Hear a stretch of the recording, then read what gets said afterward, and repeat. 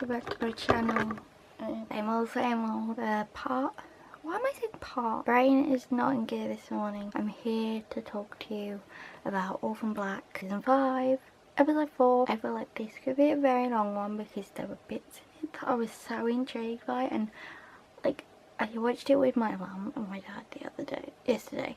It only came out yesterday, and I think they're slightly confused by it. And I'm like, well, I think you might have to watch it at least 3 times to sort of understand what's happening. In other news, I have an audition for a company for a play they're doing.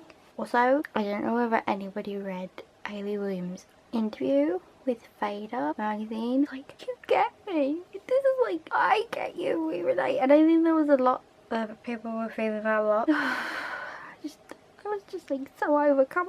Also, going back on to happier news, I've got my accommodation booked for NYT, which is good. So, speaking of episode 4 of season 5, I don't know why I never came up with this before. Second time I watched it, I was like, oh, I can't be bothered to type it all out on my phone. It's only little. I mean, I've got little fingers, but like fat, stubby little fingers, if that makes sense. So I was like, why not try it on my computer? And it turned out really well. And I'm like, why did I never think of that before? So the episode's called Let the Children and the episode is called Let the Children and Childbearers Toil, which I think is very apt because, you know, we have a lot of the childbearers, Sarah and Helena.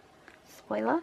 Well, obviously, if you're watching this, you probably know what's happened. So, because I'm sorry if you're watching this and you're like, what? I don't know what this is, because this is not the video for you.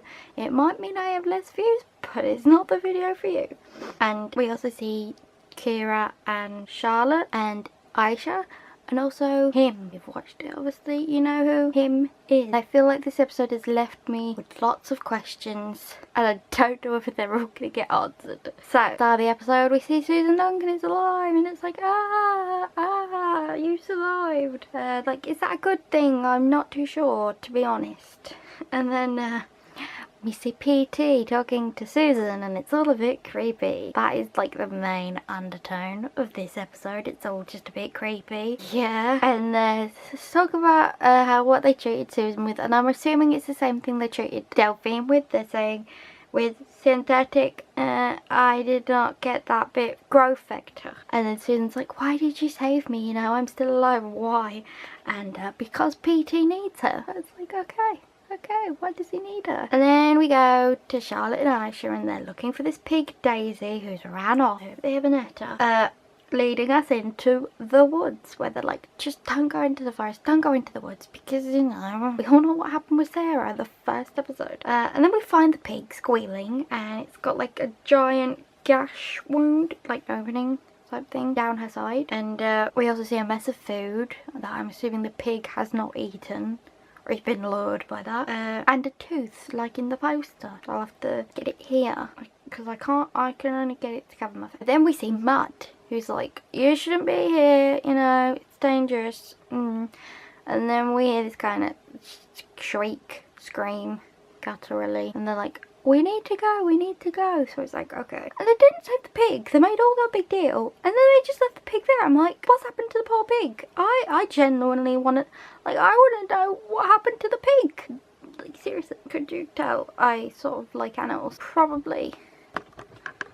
Seriously, this is so annoying. I have a screen, and I'm like, I look at it, but then I'm like, I look at that, and then I look in here. But I need to see how the battery's going, because I interrupted it charging. And then we go to Kira and Sarah, and they're in Kira's room, and it's all a bit sad, because it's all a bit tense, and it's Sarah's feeling like she's being pushed out because, you know, Kira won't tell her what she did with Rachel. Kira's a bit secretive. She's a bit moody. My dad, I think he called her a brat. No, he didn't call her a brat, but he definitely called her moody and miserable. And I was like, and then they go for a cuddle. Oh, sweet. And then Kira's like, ow, ow, ow. And then we see she's got a giant gash down her arm that she's done herself. Like, seriously, didn't I say not to lob a finger off or something? Speaking of which, I watched this show yesterday on Channel 5. I know, my dad doesn't like Channel 5. He says it's not very good TV. But it was about these people who had like body modifications, and I was like, oh, this is so Orphan Black.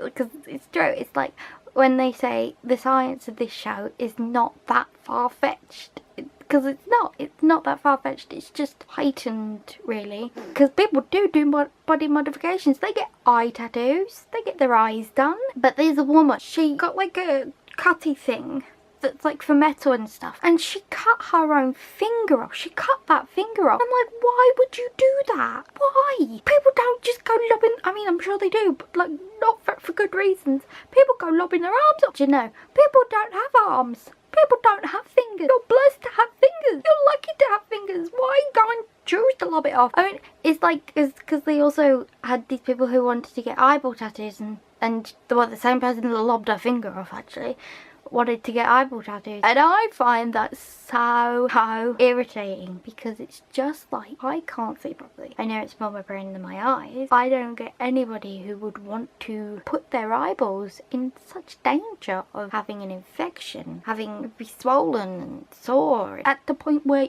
you might lose your eyesight. I don't get that. I don't get why you would want to take the risk, because, you know, being blind is quite serious. I have a lot of family who have sort of said, you know, well, people say to me, you know, losing your sight is probably the worst thing that you can have, because you can't do anything. Well, you can do it, but you can't get a blue badge. You can't drive. I'm struggling to get a bus pass. You don't get a lot of like benefit things like DLA. You don't get much of that because it's not the same. Whereas if you're deaf, I do believe you can drive. Or for the most part you can drive. If you're in a wheelchair, I do believe for the most part you can drive. And also, if you're more disabled than, say, you have a vision impairment, I'm struggling to get direct payment because, well, for lots of reasons, but because I'm vision impaired and I do have physical disability, but I am struggling to get all this help because I'm vision impaired. So I don't see why anyone would want to deliberately put their eyes at risk and no, you might not be able to see, because it's not fun.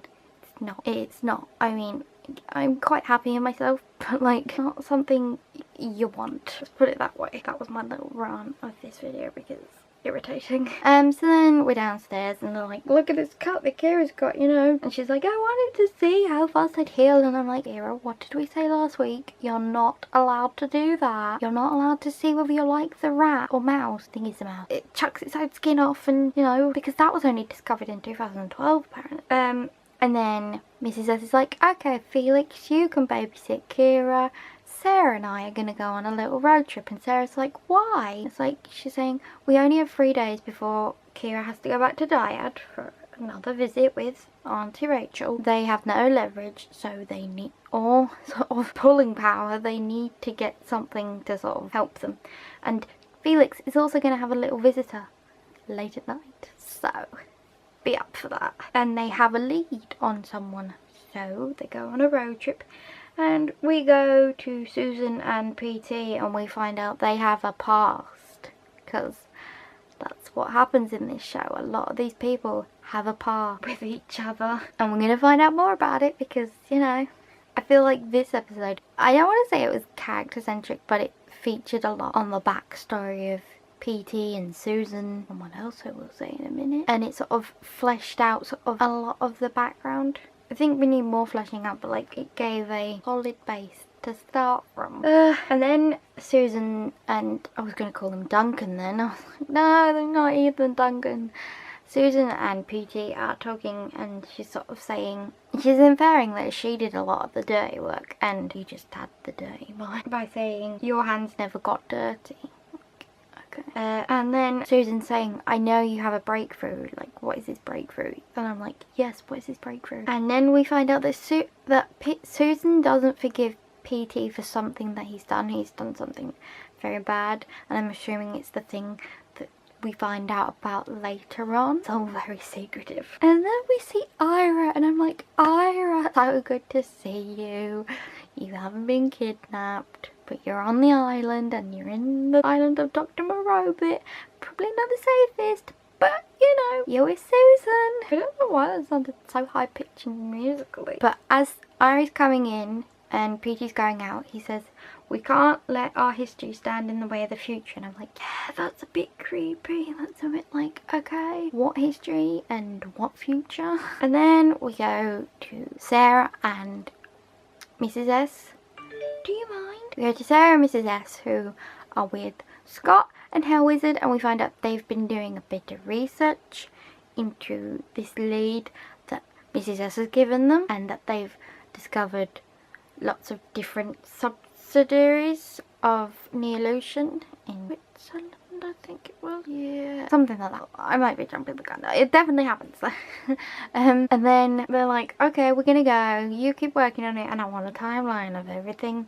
And that's it. They're looking into. So Scott tells them about the history of P.T. Westmoreland, and he's a very shady guy. There's not much on him, as we all learned from poor MK. We learned that there's not much data on him. And then Hell Wizard pulls Siobhan aside, and he's like, okay, here's this information on this person you wanted. What is it for? And she's like, can't tell you.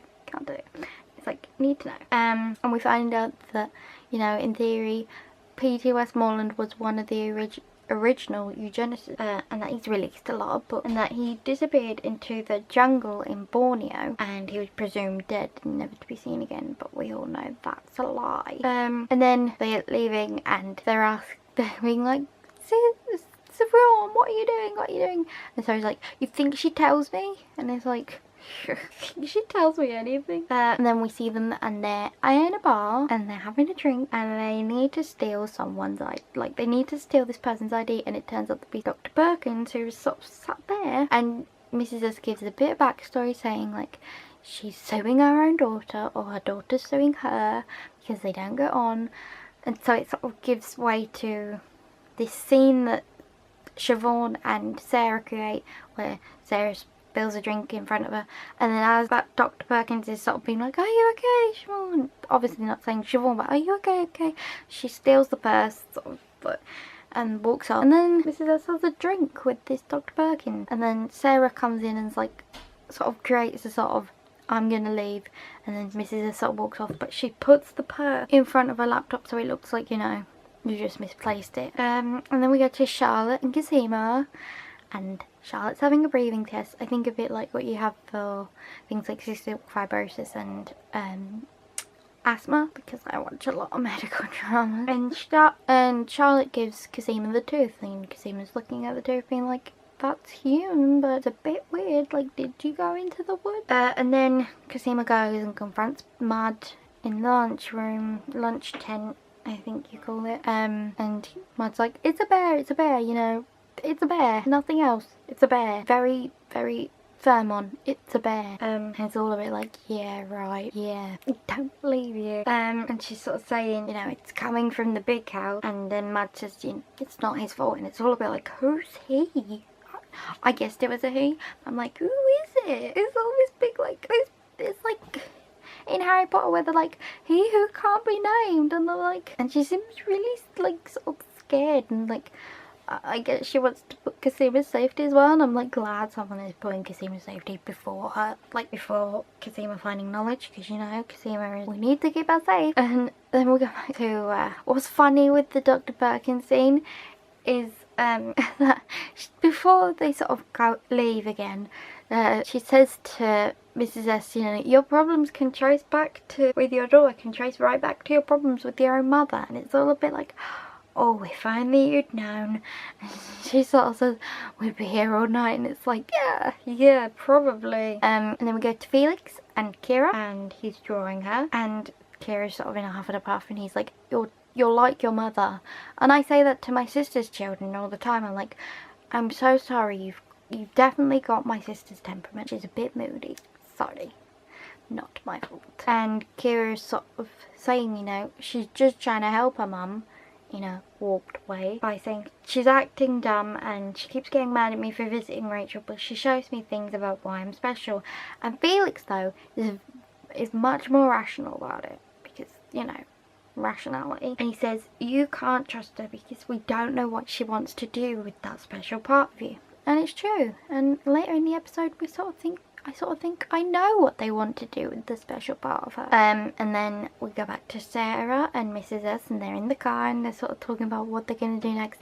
And they're going to go to this Cedar Ridge Hospital, where that Dr. her name again? Perkins. I don't know why that just left me.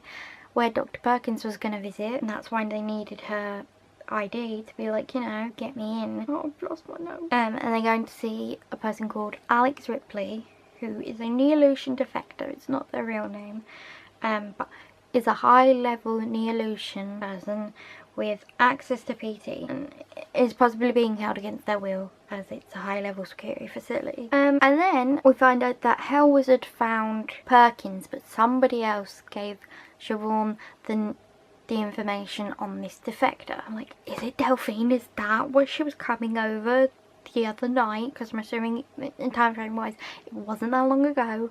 I'm like, yes, that is what Delphine is doing. And I'm a bit like, what is Delphine doing? She's got access to PT, and now I'm very confused.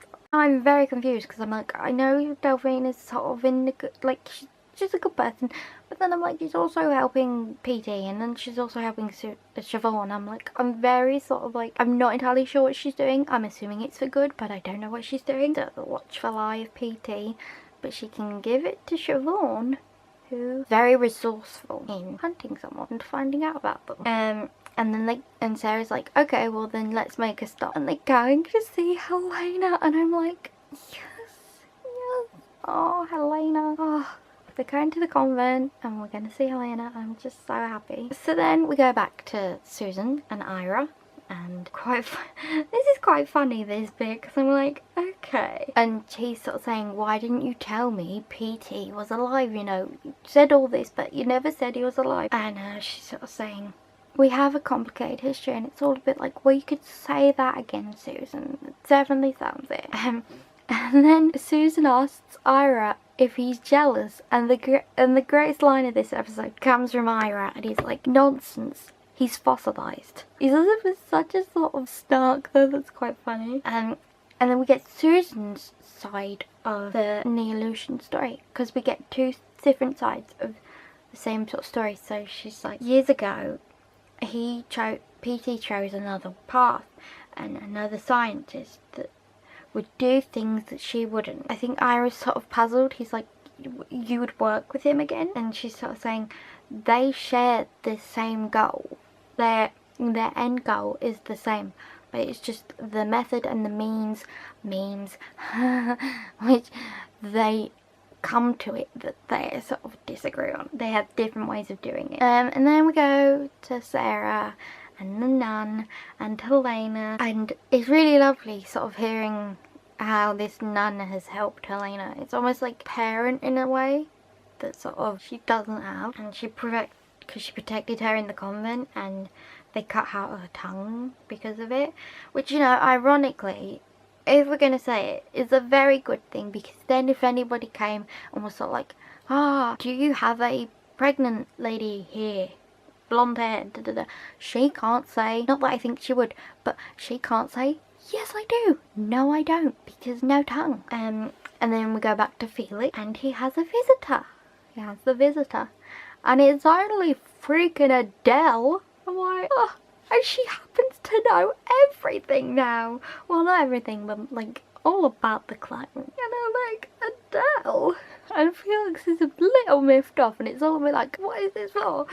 And it turns out, and I think it helps bring them closer, so she can understand a little more, and almost like he can have someone to rely on who isn't Sarah, if that makes sense. And apparently, Siobhan wants them to do a little mission, and she's sort of saying that she's an embezzler, she's a struck-off lawyer who can help follow the money. So which is a big part of Neolution. A lot of Neolution is run by money and big boards, and yeah. And Felix is like, oh my god, this family, and I feel that way all the time about my family. I think whether you've got clones in the family, a drinker in the family, you do or your family is completely normal, you do think that, oh my god, this family. And the job for Felix and Adele is they're going to track patent hoarding corporations and global profit flows in Switzerland.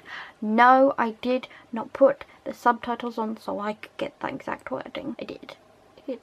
It just came very fast. I couldn't understand what she was saying. I could, but I couldn't. And then find out that Felix hates fondue, and I'm like, I hate fondue too. I don't really like cheese unless it's on pizza. And then we go back to Helena and Sarah, and this clone scene is really sweet. And I watched this video of sort of, I think it was Space, which is the Canadian channel that shows Orphan Black. They were saying, and it was an interview with Tatiana Maslany about the episode, and she was saying about the work that Catherine Alexandra did as like the clone double, that, you know, she did this really great scene playing off against Tatiana Maslany. I was sort of saying, you know, you're never gonna see that because it's a clone thing. Do you know what I mean? And I was like, oh yeah, maybe they should put that on the extras for this shit. They always have bloopers, they always have extras.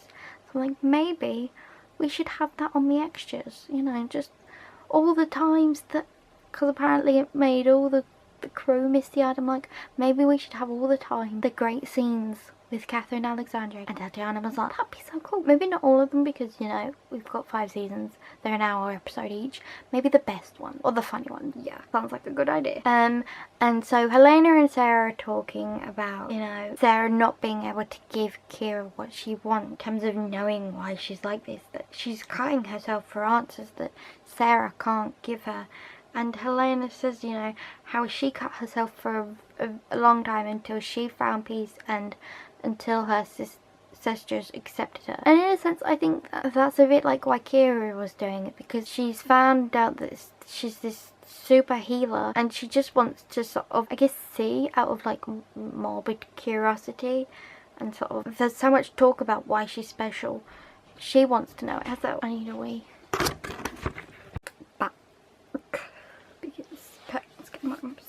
So we had, I feel Helena has had a lovely arc. Helena has had a lovely arc this season, and I not just this season, I think from the beginning to now she's had a lovely arc of character development. I mean, who could have said at the start of the show Helena, who technically was dead at the end of season 1, has turned this Sestra killing assassin type person, is now pregnant with twins, has a sister, Sestra, and has this wider family of all her clone sisters, and is in a very good place. It's sort of, and mentally she's better, physically she's better. It's been lovely to see. Oh, I don't know what I'm gonna do without all these clones in my mind. Like, oh. And I feel like that is Sarah's biggest problem. She doesn't want Kira to have to deal with what they do, what they have to deal with. I think Helena's quite right in the fact that she says she will have to, because she will. She's the daughter of a clone. Her aunts are all clones of one person. She technically shouldn't exist, and it's sort of, she will have to deal with that and the consequences of that. She's already had to deal with the consequences of everything that's happened and sort of the reasons and stuff. So by saying she doesn't want to have to deal with that, I think that is her biggest problem. And I think once she gets over that, I don't want to say it'll be fine, but you know. And then Sarah says she wasn't a very good sister to Helena, you know, she sort of, and when Helena's like, yeah, we tried to kill each other, I was just like, oh, at least you can look back at it and laugh now. But then Sarah's like, after that she avoided her because, you know, she was scared of what Helena felt, that bond between them. And like Kira feels it too, you know, she feels all of them. She felt MK. You could tell it's still raw. And like Sarah only felt that bond when she was nearly dying on the island of Dr. Moreau. She felt it all flowing through her. And she's sort of like, is that what it feels like? And then she's like, yeah, that's what it feels like in here, and in there, in her stomach. Can't see it on the camera. And Sarah's like, that's the one thing Rachel can't have. Of all these special abilities, Rachel will never be able to access that. And then Helena's like, after the babies, we shall kill Rachel and P.T. Westmoreland. It's all a bit like, oh, Helena. And Sarah's like, no, you're gonna look after your baby. Miracle babies, Helena says, like them. And it's all a bit sweet.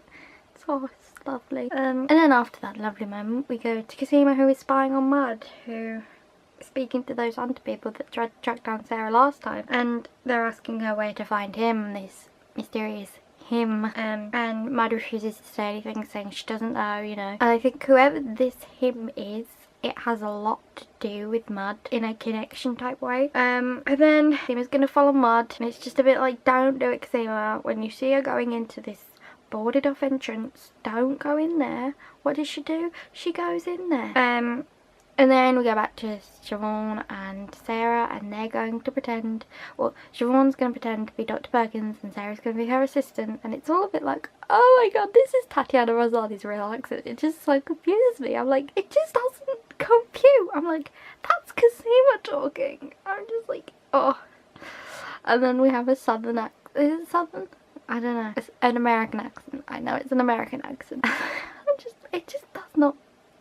When I'm watching Sarah and I hear Casima's voice, it's just like, it's so bizarre. And so they get in, you know, like, you can have a visitor pass, but you can't really talk to the patients.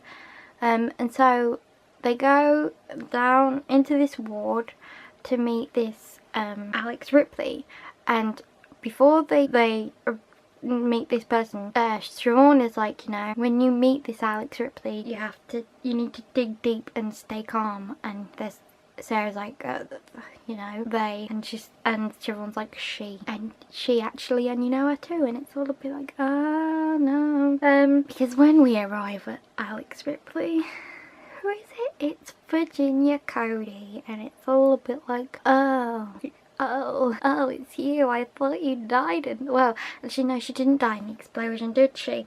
She didn't die in the explosion that killed Paul. Still a little bitter because I know some people don't like Paul. It was a cute relationship, but sort of... And I did read in this interview, actually, that I thought a lot of people didn't like Paul. Turns out the people that review it, like magazines and stuff, they said their one mistake of Orphan Black was killing off Paul. And I was like, I can see how that would happen. I can see how that could be a mistake, because he could have been useful. But then, it's a long story. It's a long story. it's like she has 9 lives or something. She just doesn't disappear. I mean, first she survived the explosion at the Castle camp, which I'd like to know what happened to the other caster clone that was with her. Was it Rudy? I think it might have been Rudy. Yeah, it might have been Rudy. There was one caster clone that did survive. And then after her driver was shot by Ferdinand, boo, because we're just keeping that up for the whole of the series. I am petty, and although she's heavily drugged up, you know, but probably against her will. And then we go back to Casima. And she's in the woods, and it's all a bit like, Casima, what did we say about not putting yourself in danger, about not dying? What did we say? There's a list of clones that can't be killed off.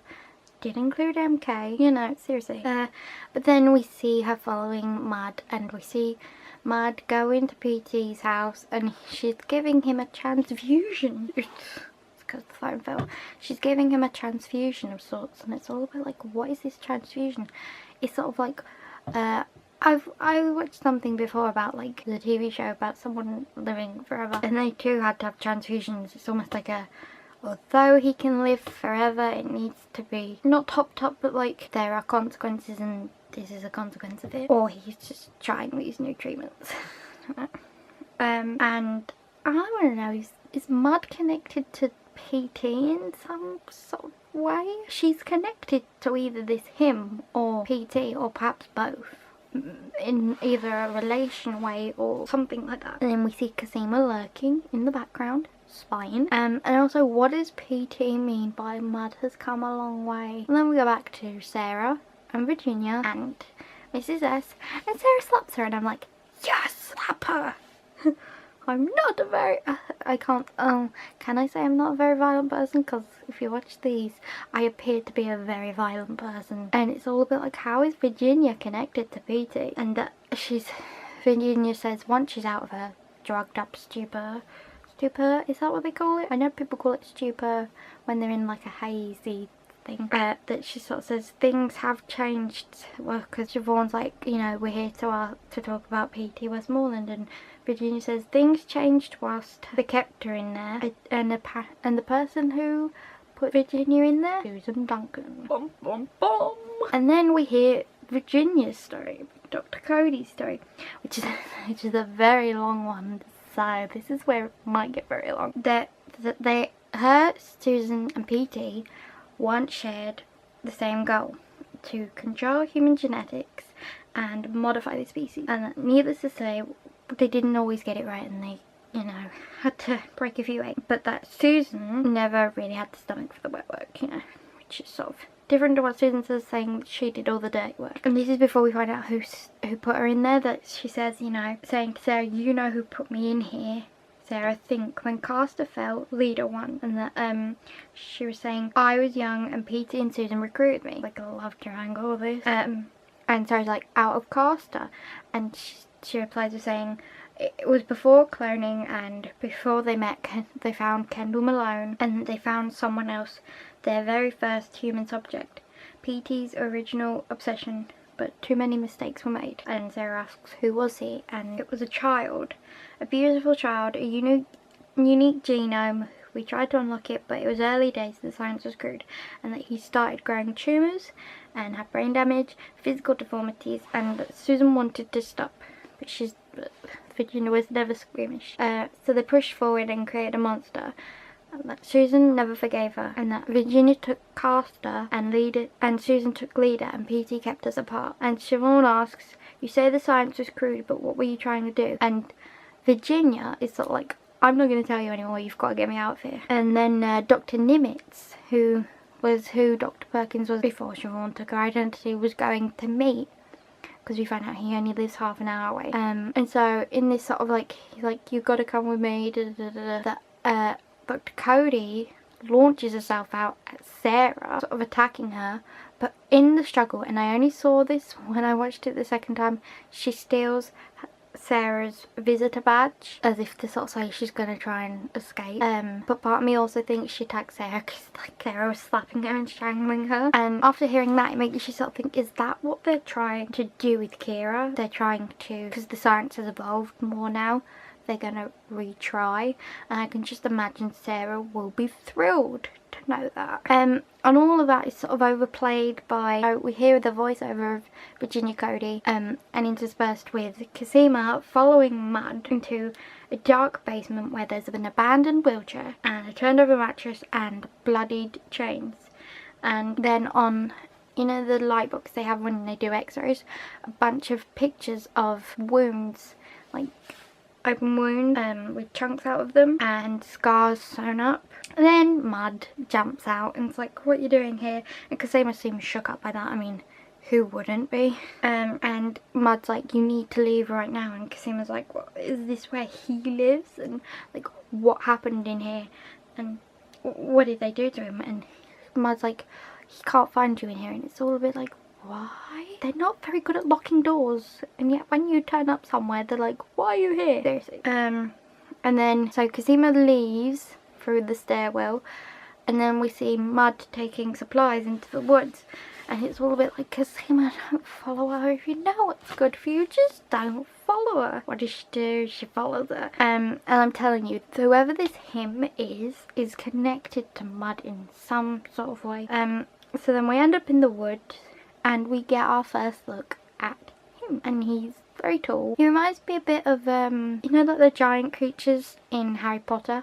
Does that make sense? I know I haven't read Harry Potter, but I've ended up seeing probably all the movies. I mean, it's not my favourite thing, but because my brother liked it. It's all a bit like, is that who attacked Sarah at the start of the series? And then we go back to Susan after we see Cody being taken away by the doctors, and Susan repeats her mantra of, it's all about the means for me. And Ira's a bit like, imprisoning Virginia Cody, the woman who ran Caster, which is a bit like, well, how did you end up with Ira then?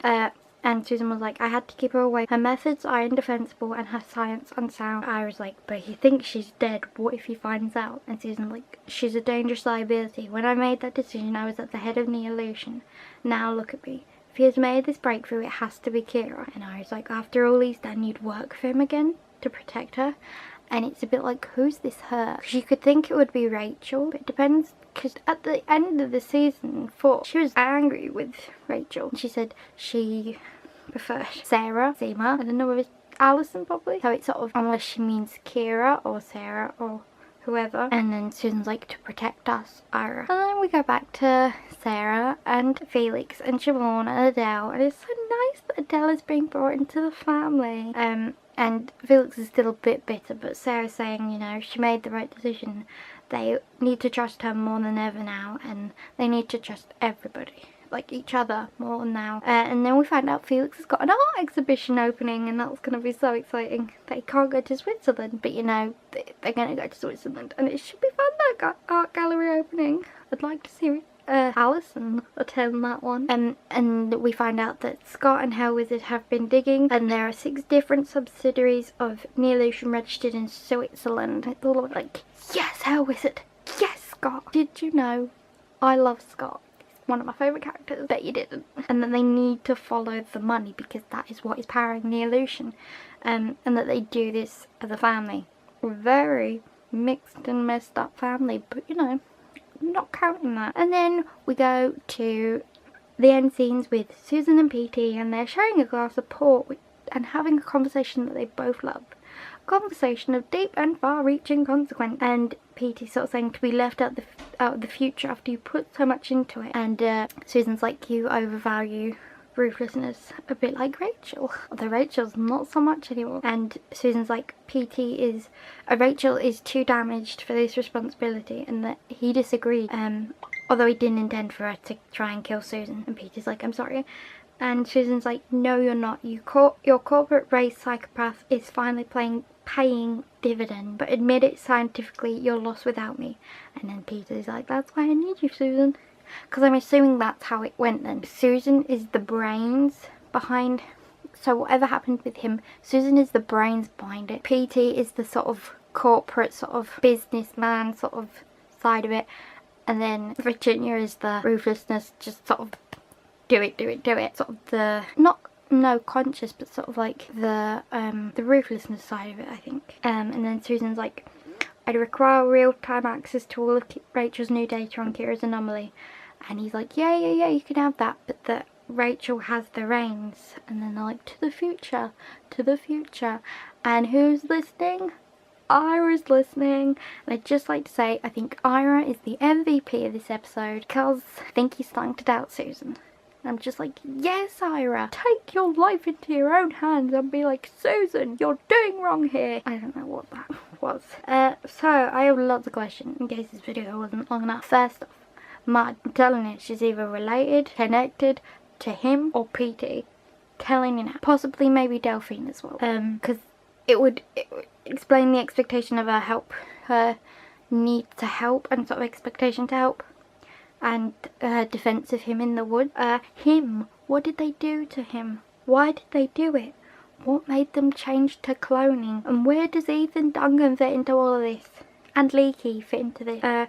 Kira, do they plan to do the same to her? Because I can imagine Sarah will have a few words. I can imagine I'll have a few words about it. Delphine, what does she know exactly? Where's her end goal? I think to be with Cosima, but you know, in terms of everything bar Cosima, what is the end goal? Where do we go now? Like, where do we go from here? Because it's almost like one of those moments of you have a lot of like backstory on it, but then you sort of don't know where to go with it. But yeah. So that was a very long thing. I don't know how long that took. Oh, that's 23 minutes and 31 seconds. And I can imagine the other one was quite long as well. So I'm gonna sign off because it's counting me down now. So thank you for watching. If you enjoyed that, cut me off. But yeah, thanks for watching. I hope you enjoyed. Next week, episode 5. Oh, well, this week, because it will probably come out on Friday before the episode. But yeah, hope you enjoyed. Bye.